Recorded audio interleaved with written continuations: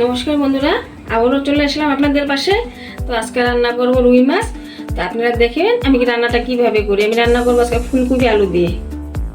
হলুদ আর লবণ দিয়ে মাখা করে নেব। মাছটা দিয়ে দিলাম একবারে।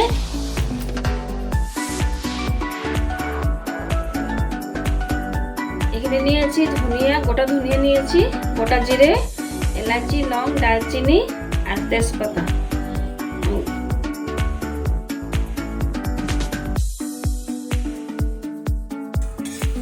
মশলাটা আমার ভাজা হয়ে গেল বন্ধুরা। কড়াইতে তেল দিয়ে দিয়েছি, তেলটা আমার গরম হয়ে গেছে, সেটা আমি আবার দেখাইলাম না। আমি এখন মাছটা দিয়ে দিলাম।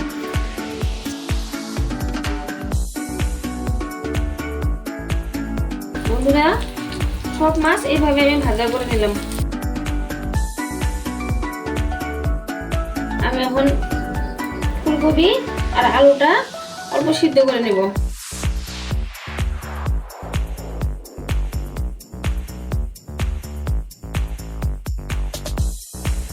বন্ধুরা, আমার ফুলকপিটা সিদ্ধ হয়ে গেছে, আমি নামিয়ে দিলাম।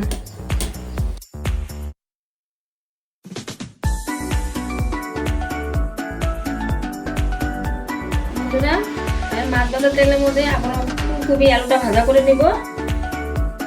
আলুটা আমি দিয়ে দিলাম।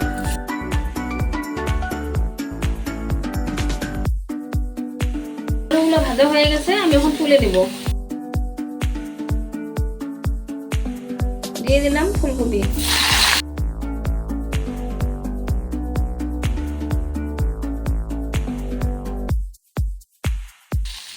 বন্ধুরা, আমার সব ফুলকপি এইভাবে ভাজা করে নিলাম, নামিয়ে নিব।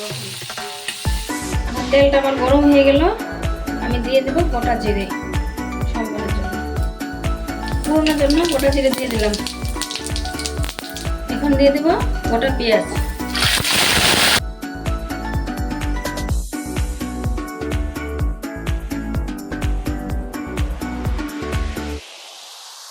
দিয়ে দেব টমেটো।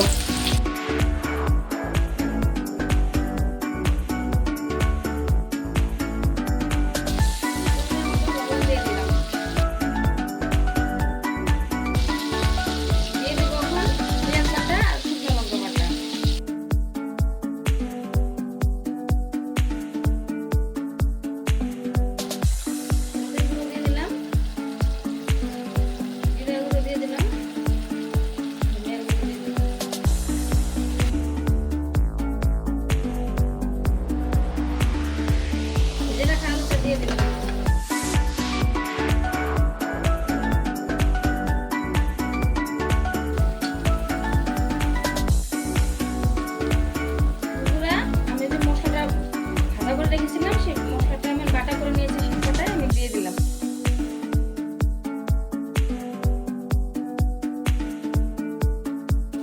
এখন দিয়ে দেবো ফুলকপি।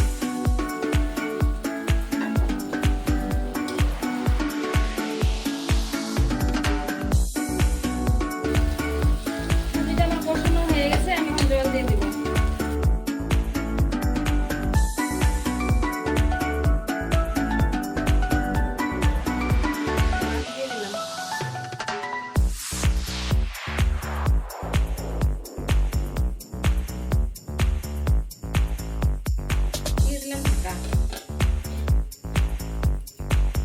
A few moments later. বন্ধুরা, প্রথমে দেখি রান্নাটা আমার কিরকম হলো, আমি একবার দেখে নিই।